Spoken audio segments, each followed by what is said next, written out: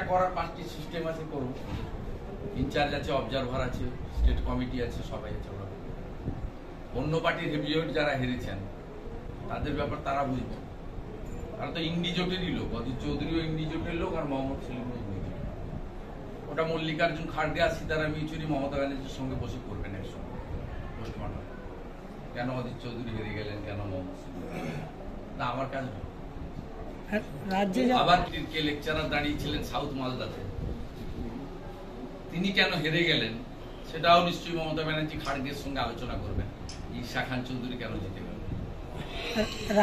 রাজ্যে যেমন তৃণমূলের ভালো ফল হয়েছে, দেশেও ইন্ডিয়া জোটের ভালো ফল হয়েছে, বিজেপির ফল একটু খারাপ হয়েছে, সেটা কেন হয়েছে? না, সেটা সর্বভারতীয় স্তরে আমাদের স্পোক্স পার্সনরা বলবে।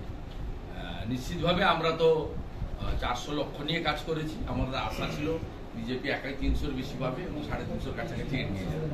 সেটা হয়নি, একটু কমে গেছে। 300-র কাছাকাছি আমরা পেয়েছি, 50টা সিট কমে গেছে। উড়িষ্যার ফলে তো জয় জগন্নাথ, আমরা শক্তিশালী হলাম। আমাদের মারধর করলে ওখানে গিয়ে ধর্মেন্দ্র প্রধান আমাদেরকে রাখবেন অন্তত। খুব আমরা বিশেষ করে মেদিনীপুর তো খুব উপকৃত। আর আমরা তো বালেশ্বরের সঙ্গেই ছিলাম, দণ্ডভুক্তি জেলা। তারপরে বিভক্ত হয়ে ওদিকে বালাসর চলে গেছে, আর এদিকে আমরা চলে এসেছি অবিভক্ত মেদিনীপুর।